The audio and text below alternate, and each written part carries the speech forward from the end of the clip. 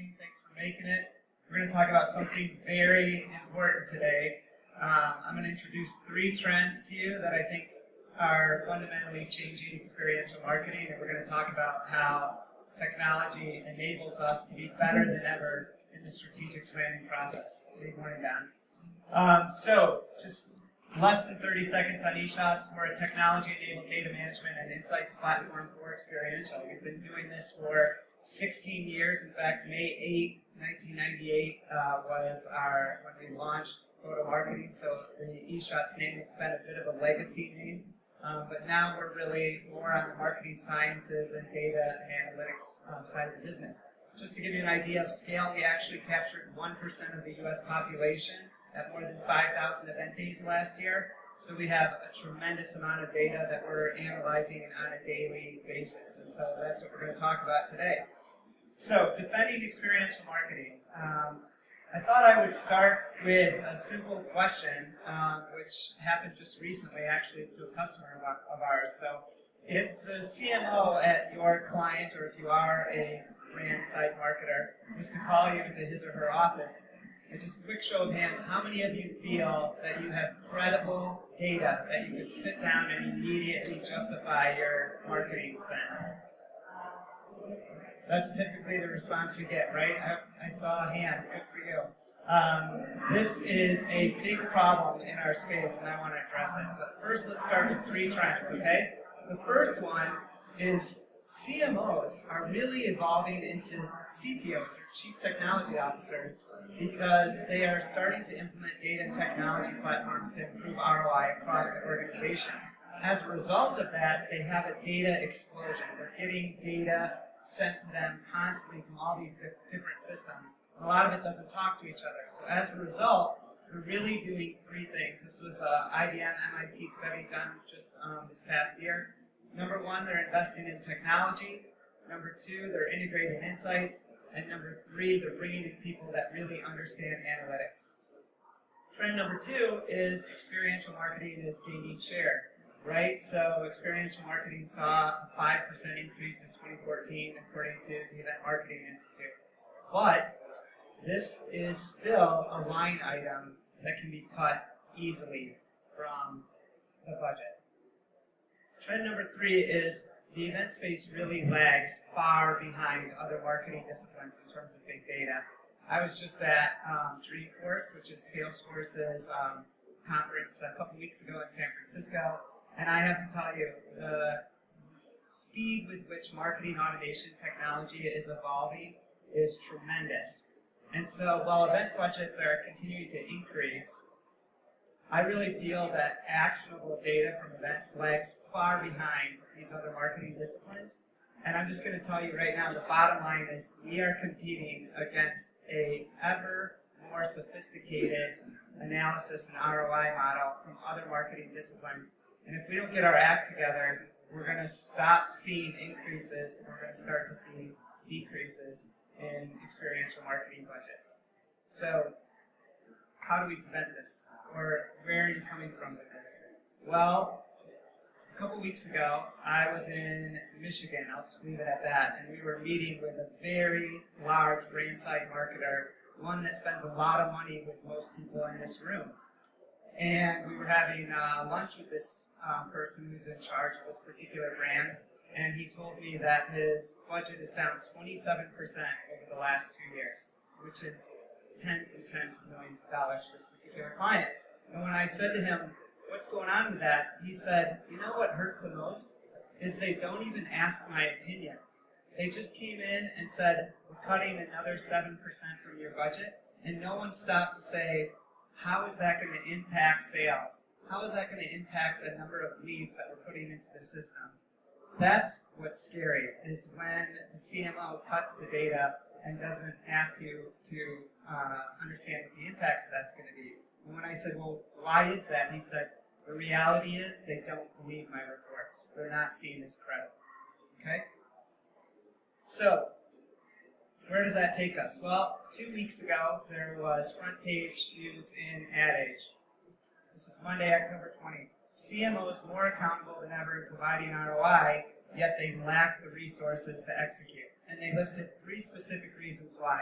Number 1, internal silos, which all of us that have dealt with events and capturing data, and we're trying to get that data to the right people in organizations that experience the frustrations with that. Resistance to change, and limited technology experience inside at the client. So I just summed up the article for you here and put the points. 93% are under more pressure to deliver measurable ROI for the marketing budgets. Data tracking and analytics were cited as the most important, but actually the least developed. And most executives feel their internal team does not have the right skill sets to be able to bring actionable data and insights. So the CEO is saying, look, I need better data, and the experiential folks are not able to provide it. What blew my mind is 60% of offline efforts do not talk to the online efforts. So all of this great work that we're doing out in the field isn't even working with all of these online marketing automation systems. So event measurement and analytics are quickly becoming a new requirement, right, for every program. So I want to talk a little bit about all of the different services that are here. So all of us in some way do one of these items, either pre-event or multiple items, at event or post-event. What's really developing for our company in particular is around event intelligence and analytics and marketing sciences. So I'm going to just touch on that, then I'm going to get back to how you can improve this for your client. So we've always been fantastic at providing real-time, easily retrievable data from events. What we're now moving into and being asked for more and more and more is to actually be able to pull in third-party data from other sources. So what does that look like? What type of things is that? It includes audience modeling, outreach management, household analysis, and garage composition. So we've, for Cadillac as our client, this is the 4th year in a row that we've won an award for them either on the technology side or the X Award side. And the reason is because we've been able to work with them. If you've seen, Cadillac has moved away from what I call rented events, which are events that you go to and you have an audience and you're hoping to get as many of your demographic into your display as possible, to owned events where we're actually working with Jack Morton, Polk, and Experian to continue to refine and model the list based on all of the information we've been collecting year over year. Would you believe that we've gotten so good at this that I know if you have, I won't say the import, if you have import car A and import car B in your garage, I know that there is no chance, no matter how much money I spend, that I'm going to be able to get you to buy a Cadillac. So what we do now is we actually scrub the list in advance against garage type, and we remove the people that we know they're not going to be able to sell product to. And then we go out to Polk and we buy a list of the people that are modeled that we know have a high IMM score, which is in-market metric score, the people that are most likely to purchase. And we've been able to grow that program as a result because the buy rate on the folks that are coming to this event has gone up every year annually. So that's the kind of stuff that you can do with data today, which is really exciting. But let's take a step back and talk about how we do it. Don't be intimidated by big data, okay? All big data is unstructured data. And our job is to bring structure to all of this data. And so focus on providing access to data that is understandable and actionable for the way you use it. Sit down and talk to your client and ask them the question, what's missing from these reports that would be most valuable to the CMO when you take your reports to them? And start with that. We like to call it a Moneyball approach. It's all right. How many of you seen the movie Moneyball? All right, good.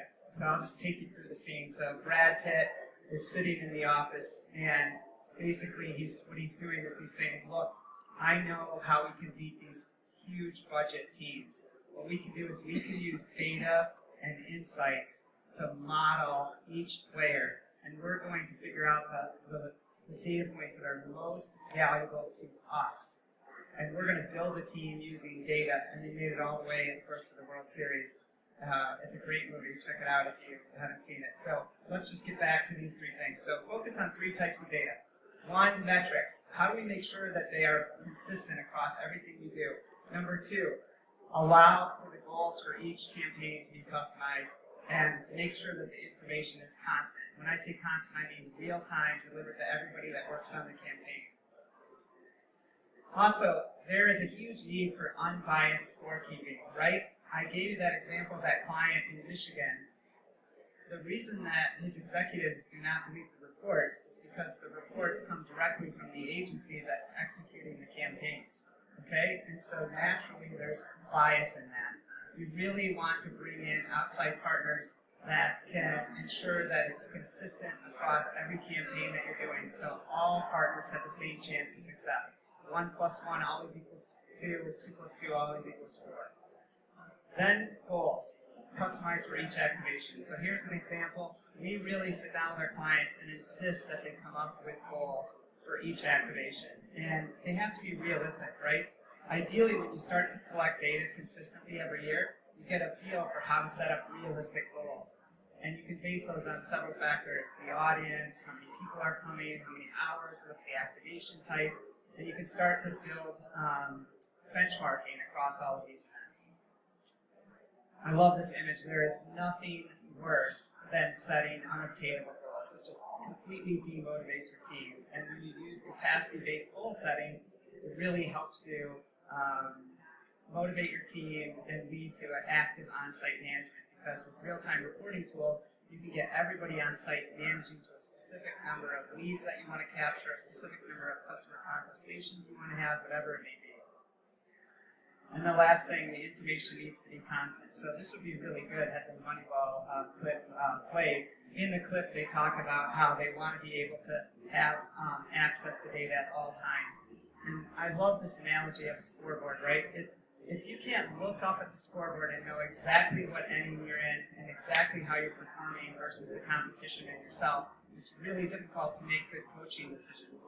And so one of the things you want to make sure you do is that you have real-time access to the data in terms of how it's performing, how many people you've engaged with, and then allow for customized dashboards, because what's an important data point to your on-site event manager is not necessarily an important data point to your client. So in our system, we allow for customizable dashboards by customer type. So those are the 3 things that we really say are the best way to start with a client, is to talk to them and say, which metrics do we want to ask, and insist that they're always consistent. Do not let the customer make changes to those as you go, because then you lose benchmarking. Having goals that can be customized for each activation and making sure that the information is available to everyone all the time in real time. So let's talk about what the results were for this client after we implemented this type of thinking. The best part is they are now driving over $1 billion in revenue. Over $1 billion in revenue has an event source code associated directly to it. This is a 3.3x return on investment. Before we started working with them, their return on investment from events was 2.5, and the CMO set out an ultimatum. He said, I want $3 in sales for every dollar I spend in experiential, or I'm going to start cutting your budgets. So this past year, we hit 3.3, which was a 32% increase over the prior year. But this is the Moneyball summary right here. This is an actual email sent to me on July 30th, just a few months ago. Client had a CMO level meeting yesterday with his peers. So the digital person's in the room, the advertising person's in the room, they're all meeting with the CMO. Everyone in his group had bloodshed because they could not answer questions like, what are your goals? What are your key metrics? Where do you stand year to date? How does this compare to last year? Our client was prepared with metrics that were pulled from his team, from reports in our system that hit the mark. The CMO was very pleased when he presented his department update and could track year-over-year performance, year-to-date trends, etc. He was the only person to walk out with his budget approved, which, by the way, was a 10% increase over the prior year. How many times, well, actually, let me ask, do you think that has even ever happened from an experiential marketing standpoint? I mean, usually from an experiential marketing standpoint, we are fighting to retain budget. And in this case, he was the only person to walk out with his budget renewed because he had actionable data that could prove all the way down to the sales level what type of revenue events were driving. So what I would say to you is experiential marketing has evolved, where yes, of course, we still want to make memories, we still want to impact consideration and intent and all of those things, but we need to start thinking like the marketing automation systems and tools that are out there, which is how can I also drive revenue? How can I turn events into a revenue generator, which means you have to integrate those marketing automation systems, and you have to be able to prove that you can deliver sales ROI. So in summary, I would just say focus on energizing your success metrics. Try and find people inside of your companies that get excited about pivot tables and Excel, and have them show you how you can create more powerful reports for your client, and then get in there and talk to the CRM manager about how to take what you're doing offline and get it working online so that you can start to track sales. And that's it. That's my summary. If you guys have any questions, I'd be happy to take those now or talk to you afterwards.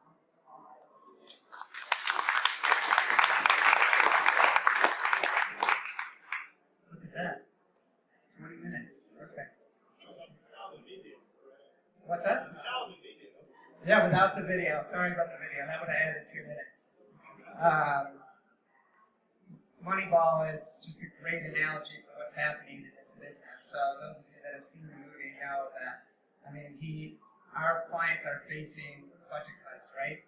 And here you've got this scrappy little team with skinny budgets, and they made it all the way to the World Series just by being data focused. One of my favorite scenes actually in that movie is they didn't win the World Series, and Brad Pitt, this is a great illustration for life that I'll leave you with, is feeling down on himself like he failed, right?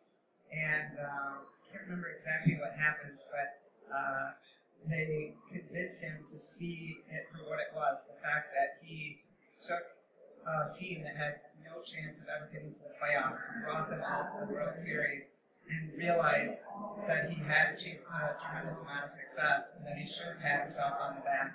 And so I really feel like our little company has done that as well. We started out just as a small photo marketing company, and now here we are helping our client at this major corporation get a 10% increase in his budget and feel empowered and feel like he has the data to make smart decisions. And in many ways, that's a victory